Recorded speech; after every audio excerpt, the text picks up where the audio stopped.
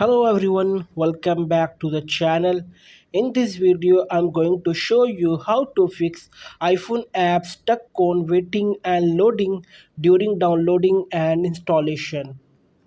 Let's get started without wasting any time. So the first thing you are going to do is open your iPhone settings, then go to Wi-Fi. Here, turn off the Wi-Fi. So once you are done that, then go to general. Go ahead and tap on date and time.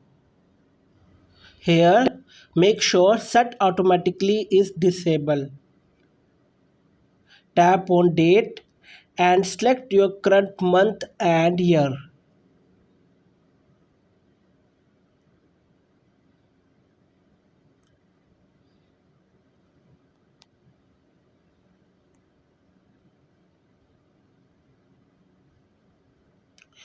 Now, go to privacy and security in the settings menu.